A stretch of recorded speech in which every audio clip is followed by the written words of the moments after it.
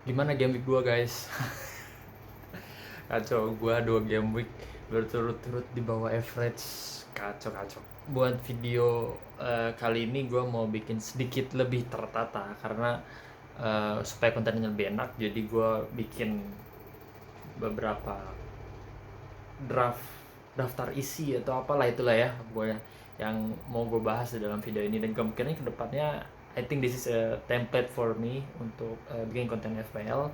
Pertama gue pasti akan ngebahas squad update gue, yang kedua adalah potential players, jadi kira-kira di game week yang udah lewat itu siapa aja sih yang mainnya bagus, yang mungkin formnya memang secara konsisten lagi bagus, atau kedepannya fixturesnya bakalan bagus juga. Ketiga, gue bakal ngebahas setiap game week itu mungkin ada topik-topik yang secara khusus mau gue coba bahas kira-kira, dan mau gue sharing ke teman-teman dari perspektif amatiran kayak gue main FPL baru 3 musim. Akhir adalah gue mau bikin interaksi aja sama teman-teman semua yang nonton video ini, dan semua teman-teman gue mungkin yang main FPL juga.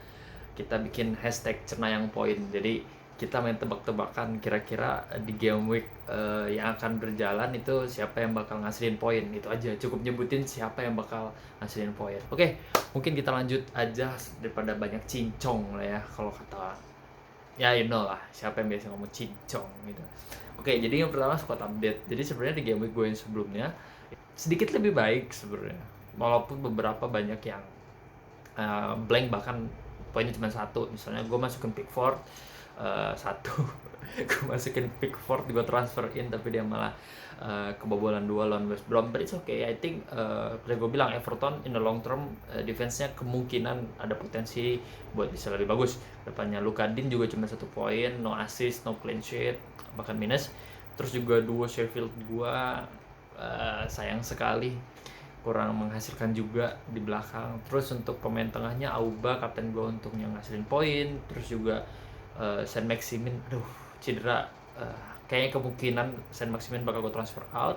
Ward-Prowse juga masih belum terlihat gregetnya, ngambil set piece sama open play masih kurang oke, dan mungkin beberapa game ke depan gue Ward-Prowse bakal gue transfer out juga. Terus selanjutnya Bruno Fernandes, sayang sekali pemain MU yang gue spend duit cukup banyak di sana nggak ngasilin poin, dan Martial juga dari MU di depan gue, dia nggak ngasilin poin. Sebenarnya apa yang gue highlight dari MU, comeback mereka di season ini masih kurang optimal, tapi gue ngerasa kayaknya MU bisa improve lah gitu. Terus untuk striker gue Danny Ings dan Mitrovic, 2 gol masing-masing. Jadi sebenarnya di game week sebelumnya tuh yang nambahin gue tuh Auba, Mitrovic, terus Danny Ings. Selanjutnya potential players. Jadi potential players dari game week kedua itu yang pengen gue highlight, seperti video sebelumnya pengen gue highlight itu ada 3 lah at least. Pertama sudah pasti dan sudah jelas Son Heung-min, gila, quadrick 4 gol. Dan yang pengen gue highlight sebenarnya dari Son Heung-min ini, dia apa ya, open play bagus banget, dan gila counternya Spurs tuh ngaco abis. Dan ini belum, Gareth Bale belum masuk ya, ini baru Son Heung-min sama Kane aja. Dan kalau gue lihat Spurs kemarin, Kane itu jadi kayak Firmino di Spurs, jadi dia agak belakang. Nah, Son ini yang dari sayap atau dari bukan dari tengah lah ya, itu dia apa namanya, coba penetrasi gitu. Dan I think Son Heung-min, kalau misalnya kalian mau consider buat masuk, pasang. Gue karena cuma bisa pakai pemain MU sama City dari top 6 musim kemarin, jadi gue nggak bisa.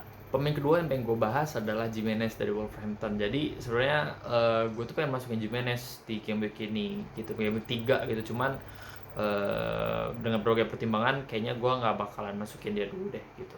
Jadi kenapa gue bilang Jimenez ini perlu di highlight dari game sebelumnya, karena Wolverhampton untuk beberapa game ke depan 5 atau 4 gitu ya ke depan itu mereka vision difficulty ratingnya cuma 2 gitu. Dan buat teman-teman yang mau invest ke pemain-pemain Wolverhampton, gue sangat merekomendasikan kalian untuk consider Jimenez dibandingkan beberapa pemain lain itu, karena Jimenez ini gue 2 season sebelumnya merupakan pemain yang cukup konsisten lah permainannya, walaupun dia blanknya tuh nggak lama lah, blank tuh paling cuma 1-2 game week, habis itu dia ngasilin poin lagi, because apa ya, Wolves itu mainnya target, si Gimenez ini di Wolverhampton pasang sebagai target man gitu. Jadi no matter what happens, bola pasti akan ngalir ke Gimenez untuk finishingnya.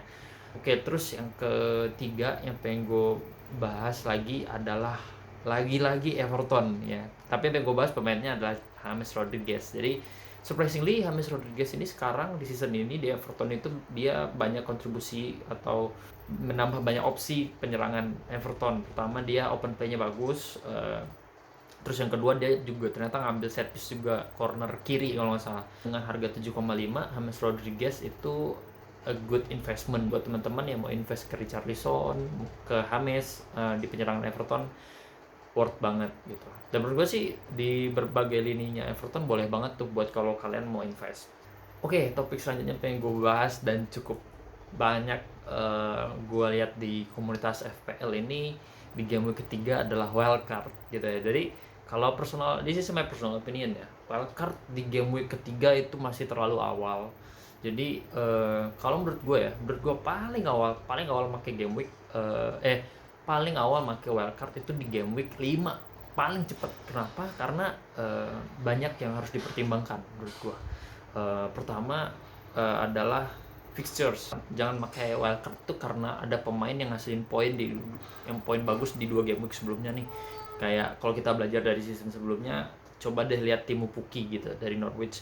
Itu wah gila, itu banyak banget orang yang transfer dia di awal-awal, tapi sering berjalannya waktu nggak sebagus itu sebenarnya. Selain fixtures, yang kedua adalah masalah cedera. Jadi it's okay kalau misalnya di squad kalian itu dari berapa ya, ada 4 tambah 11, 15 pemain, dan 15 pemain itu 7-nya cedera, is okay lah kalau kalian mau pakai wildcard, nggak apa-apa. Itu fixtures, terus cedera, terus yang ketiga adalah form. Apa sih form itu? Jadi form itu adalah ya kalian udah pada tahu lah, cuman kalau gua dari bahasa gua, form itu adalah seberapa konsisten si pemain ini tuh ngasilin poin atau performanya bagus lah istilahnya kalau secara general ya. Cuma kalau dari konteks FPL berarti dia yang ngasilin poin secara konsisten di 2 game berturut-turut dan didukung dengan ke depan fixture-nya bagus, jadi formnya bisa dipertahankan. Jadi kalau misalnya dari opini gua, wildcard no untuk sekarang. Tapi kalau misalnya kalian mau masukin 2 pemain gitu, ya boleh banget kalian minus 4 deh. Tapi yang perlu dipertimbangkan adalah kalau kalian minus 4 poin, which is lebih transfernya lebih 1 player, perlu dikonsider adalah apakah si pemain yang kalian masukin ini tuh bakal ngasilin poin gitu. Apakah 4 poin yang kalian korbankan itu dalam tanda kutip bisa balik modal lah istilahnya gitu. Jadi itu yang perlu dikonsider. Dan menurut gua kalau misalnya konteks gue ya di game week ini tuh gue bakal pakai 2 transfer yang bikin gue jadi minus 4. Yaitu pertama Saint-Maximin, gue transfer out karena pertama dia cedera, terus yang kedua fixture-nya Newcastle udah mulai kurang oke nih untuk 3 game week selanjutnya. Jadi gue transfer out, gue masukin James Rodriguez karena gue ngerasa tadi gue bilang potensi dia bagus, open play, dia ngambil set piece di corner kiri juga. Jadi James Rodriguez gue consider buat masuk ke tim Saint-Maximin. Itu satu. Terus yang kedua Aubameyang. Sebenarnya Aubameyang itu formnya lagi bagus, cuman menurut gue fixture-nya ke depannya itu kurang mendukung nih. Nah, di game week selanjutnya tuh seingat gue dia bakal ngelawan Liverpool kalau nggak salah ya. Terlepas dia berhasil ngasilin 2 poin dan dua-duanya itu assist di 2 game week sebelumnya, menurut gue bakal ada tantangan nih ke depannya buat Aubameyang dengan harga yang cukup mahal 12M gitu. Di game week 3 wildcard or not, no menurut gue ya. Tapi kalau misalnya kalian ada tempting buat masukin Son Heung-min, pengen masukin Rodriguez, pengen masukin Klitsch, pengen masukin Bamford, pengen masukin bla bla bla yang bikin kalian waduh gue harusnya wildcard nih. Tapi kalau menurut gue suggest kalian masukin 2 aja pemain, nggak apa-apa minus 4, tapi seperti yang gue bilang, consider untuk beberapa pertimbangan, misalnya fixtures, misalnya form, dan juga apakah memang pemain ini cedera. Terus yang terakhir cenayang poin. Nah, cenayang poin nih, ayo. Menurut gue di game 3 itu nanti yang bakal ngasilin poin fixturesnya oke, Bruno Fernandes. Menurut gue Bruno Fernandes bakal ngasilin poin. Kalau menurut kalian siapa? Silahkan komen di YouTube, komen kolom bawah. Gimana sih YouTuber kalau ngomong? Di komen. Atau misalnya kalian mau up di Twitter atau di Instagram @fplacademia boleh banget. Kalau mau di Twitter mention gue @risham12, feel free, kita asik-asikan aja. Kalau misalnya tebakan kalian benar kan kayak ada kepuasan tersendiri gitu loh, kayak kemarin gue nebak Everton pasti bakalan bagus nih mainnya. dan bener ternyata 52.